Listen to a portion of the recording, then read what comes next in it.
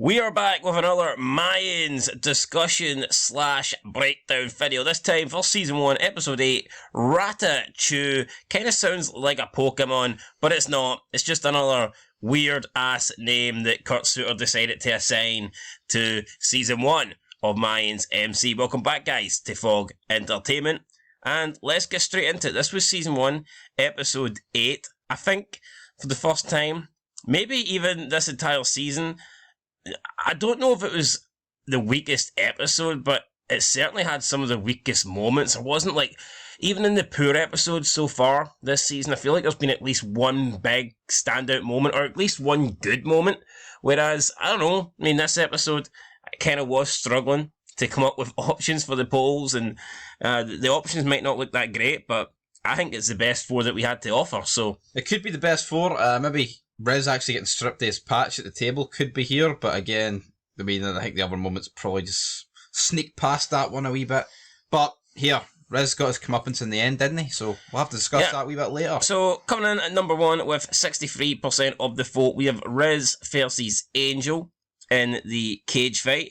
Second place goes to the Reyes brothers getting arrested at the end of the episode with 23% of the vote.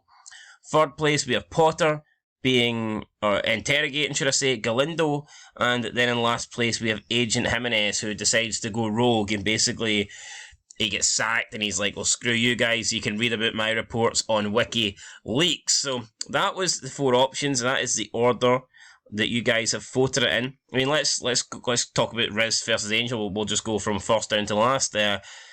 Cage fight, first time we've really seen a fight in between Mayans, and I guess we did get something similar to this in SOA in season 1, and I think it was the very first episode. Yep, Happy and Tig. When we have Happy and Tig, and Bobby gets told to break it up at the end. I guess Mayans let us wait a little bit longer till we got a fight between 2 members, but I don't know, I think the aspect of having it inside a cage is pretty cool. In the end, it's Hank, he just stops the fight, pulls out a gun, shoots it in the air. It's a good job he didn't shoot it into his knee, or else he'd have been limping for 5 full seasons. But, no, I mean, it was an okay fight. Obviously, this came just after Angel grasped on Riz and essentially got him stripped of his secretary patch. So, I guess Riz had something, to fight for here. He was motivated, and it seems like he won this fight, because after Hank shot the gun, Riz was celebrating like Tommy Fury, and Angel just wanted to get out the cage. He did, and I just like a WWE match, escape the cage. I feel like Angel crossed the line with Riz, and Riz was just very, just willing to swipe it under the carpet. I mean, he literally ratted you out. Let's talk about that whole Riz situation. So he gets stripped of his secretary patch because there was a tunnel leading from the whorehouse. Vicky is his aunt, and there was a tunnel in the whorehouse that led to Mexico, and they were helping getting people in and out scratch of the in and out of Mexico across the border. Now Riz maintains that he wasn't making any money out of it. Yeah, he was just doing it to help his aunt out, and it's his aunt's thing. He's not making a dime. I'm assuming, I don't know if his aunt is making money or whether his aunt's doing it to get women, get workers, sex trafficking maybe, I don't know, from Mexico into America. But either way, the club didn't like it. And at first I thought the club were being harsh, but then when they bring up the fact that, like, if they get caught, that they could be in serious trouble, because that could lead back to what they're doing and their business with the cartel. So I mean, maybe they have a point with that, but again, if it's not Riz's tunnel and Riz isn't directly gaining from it, and he's, I don't know, I don't think I think he deserved a warning. Maybe, I'm not sure him getting stripped of the secretary patch was the correct decision here. I don't think it was, and then it's very hypocritical for them to be like, well, you know what it is, we're getting 10% of everything Vicky earns for that tunnel. So, I mean, if it's so dirty and you want to keep your hands clear of it, then why? I just don't get it. Like, you've literally got so much other shady shit going on. It just seems like an amateurish thing. Yeah, why not be like, shut that shit down? Instead, it's, well, we want a percentage. Riz is like, it's not my money. And they say, tough. They says Taz is like, well, we'll shut it down then. We'll shut Vicky down if we can't get 10%. I mean, that wouldn't bother him. Fucking gay boy. It's not like I mean, he'll happily shut it down if they open up a homo bar. Shut it down. You know, a homo place, but... I want the Kremlin, and I need it now. I thought they were unreasonable here. Yeah. And how can Riz really make that deal? It's not his money. It's not his place. Yeah, to me, it's just making the Mayans very unlikable. Plus, I mean, his Riz's auntie, I forget her name right now. What's her name? Vicky. Is Vicky not kind of looked out for the Mayans? Was they not letting, they were letting, what's the guy called Shot? Creeper. I tell you what, see the fact I couldn't mention it, and he's one of my favourite characters, and I couldn't mention his name there. My problem. 'Cause I'm just telling you, right, that wouldn't happen in Sons. I wouldn't forget a name. What's the guy got fucking... His head bashed in prison. Is it some? No, that wouldn't happen.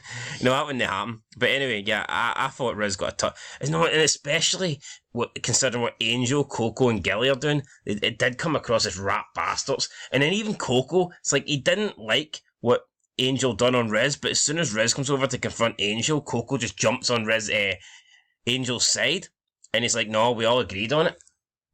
Fucking Coco, you little bitch. Like, I'm not saying, I get it, Angel's your friend, and you are with Angel, but I think in this situation, he could have backed off and just let Riz confront Angel. I just think the Mayans are incredibly unlikable. I mean, look at Easy. Did some good things the last couple of episodes, got the police off their back, and fucking Bishop says, you ever do that again, you're out the club. I know, I just don't get it, though. I don't know why Coco was so up Angel's ass here. No, yeah, no, I don't, but where's the brotherhood in this club? There's not. There's none. They're just not likeable. I'm sorry, they fucking ain't. Anyway, it was an okay scene, but it personally wouldn't have been my scene of the episode. Moving in at second place, like I say, with the Reyes brothers getting arrested, I did think this was the best scene. I enjoyed this. Actually, there's another scene I think that could have maybe been number one, but we'll talk more about that when we get to the last option. But yeah, the Reyes brothers getting arrested, Frankie pulls them over, there's a new guy on the scene, and for me, it kind of just felt like this guy had to be white, didn't he? Yeah. It almost felt like, oh, here's the racist pulling us over. Because you've got the black cop that helps the Mayans, then you've got the Mayans themselves. You've got the nice who are black Mexican, guy and the angry white man. Then we've got the white guy who's been unreasonable. But at the end of the day, the tail light was out, and I think Angel escalated this. It's like, get that fucking light out my face. Who speaks to an officer like that? Right. Especially when you're trying to keep a low profile. Dumbass. Absolute dumbass. You could argue it's poor writing or whatever, but or maybe it's just in the script. You know, he needs to speak to him like that to get pulled over and to get took out the car, and for the body to get found. So yeah, they were trying to get Coco's mother's body out of there, Celia's, and it turns out they get arrested and they find the body in the trunk of the car. So. Amateur hour for the Reyes brothers, but let's be real. I think Angel could have said something to antagonise him, a bit less antagonistic, because look at it. I mean, he literally looked at him like, get that fucking light out of my face. He could have said something like, don't shine that here, dumbass, or something. Plus, it's like, I just don't get this, right? Because look at was it in episode 6 when Letty killed that trucker? And they had his dead body in the boot. Easy knew that he couldn't get caught. Yep. He knew that he had to flee, and even if it meant getting into a police chase, he knew that he could not get caught. He could not get pulled over with that body in the trunk. So why did the Mayans think here? Like, is it not reasonable to expect? And I know you could say they know Frankie, but they don't know the other guy. No. Is it not reasonable to think that the Reyes brothers should have thought, by no means can we allow them to get us out of this car? I tell you what, they know Frankie, but what would have happened if Frankie opened the boot and he seen the dead body instead of this guy? I think he'd have just closed it. And... Yeah, he might have done that. But I think it doesn't make sense. See, when they told him to get the car, I think they should have floored it. Yeah, but then Frankie's like, I know them. So... I think it's like, oh, we'll catch them later or something. To me, it just made zero sense for them to allow themselves to be taken out the car. And I mean, what do they think this guy's doing? This cop, obviously searching the fucking car. Of course, he's going to open the boot. ridiculous. I mean, that's what the tail light is. Angel's just a fucking tool. I mean, maybe if it was the front light that was broken, but the fact it was the back light, I was like, what the fuck are they doing? Anyway, that was coming in at second place. Coming in at third place, we have Potter interrogating Galindo. And what I've noticed is any scene that we include here with either Galindo or his wife Emily, it always does single digit percentages in the votes. Add Lita as well. Anything with those three, Galindo, Emily, Add Lita, always does really poor. And I mean, yeah, this, you know what, as good as Potter was in SOA, it didn't really deliver the same for me in Mayans. I'm not saying that I wish he wasn't in it, because I think the show's better with him. I'm not denying that. But he was way better in SOA. Yeah, and that's got nothing to do with the shows. It's just he was just a better character. He seemed like legit. And I know he also didn't seem as he seemed more like not a protagonist in SOA, but he did seem like a nicer guy in general. He came across as like a scumbag. In Mayans, yeah. Whereas in SOA, he just comes across a bit of a weirdo, like a cop who's willing to do dirty things, but you know, not too dirty. But in Mayans, he just, I don't know. Completely lost his fucking But yeah, you know what? Maybe it's years of getting screwed over and shit and not being able to make the boss that he wanted to. But yeah, I don't think it was a great scene. Him sitting down with Galindo, offering him a deal. Chocolate milk probably got mentioned in there about a million times, but... And moving into the last scene, Agent Jimenez going rogue. Got 6%, probably because only 6% of people can even remember who Agent Jimenez was, but I actually enjoyed this scene where he basically has his little meltdown and blames everyone for not caring about Easy because it's just another Mexican getting killed at the end of the day, and he walks out, says he's got more information on the case and they can read about it on WikiLeaks, and he's not done. He's going to try and protect Easy. We then have the cop, the black cop, who says, don't worry, I'll deal with him. But Potter says, nah, he's crossed the line, now he's my problem. He's my problem, man. And Potter is going to deal with him personally. I like this scene. I thought it was pretty good. I like the Agent Jimenez. You know what? I think he has good scenes, but I think the scenes with Felipe got dragged out a wee bit too much. We also had that other officer in there, or not an officer. What is it? Agent or whatever. Who's Agent Jimenez is like number 2. That guy there. I know you're on a bit, but I have no idea what his name is. They've done a very poor job of giving these guys names. I do not know his name. What's the black guy called? The superior? No idea. Yeah, let's call him black guy. Anyway, guys, black guy and white guy. Looks a bit more Mexican to me, no? Does he? Call him Rafi, fuck it.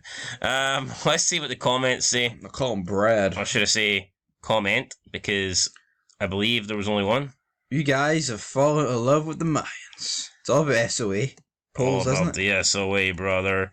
KB788888 said last season was dog shit. I mean, we'll give him a wee like. Now, I don't know if he's referring to season 1 or season 5. No, I'm assuming season 5. Season, yeah, that's what it is. And I'm not going to talk about it too much, but yeah, it was shite, wasn't it? No, it wasn't great. You know what, though? I mean, see, when you rewatch season 1, as much as like there's things we don't like about it, I think you can admit it's a better written show and it flows better. Yep. But quality-wise, it's probably better, but there's just so much shite in season 1 and season 2 that we don't care about. At least I will say, I think the focus was a lot more on the club. I just wish we had Kurt Sutter. Although I think season 5 kind of went into jobber shit, though. I think season 3 and 4 was a lot more club-focused than the other ones. Yeah, it was. It kind of annoyed me how like in season 5, like the more episodes they went, the less they focused on the club when that was the most important thing. They needed to finish the story, and I don't know. You gotta finish the story, buddy. The closer they got to the ending, the further they seemed to get away from club stuff. Anyway, guys, that's it. So yeah, let us know your thoughts down below. We'll catch you in the next one, and until then, peace.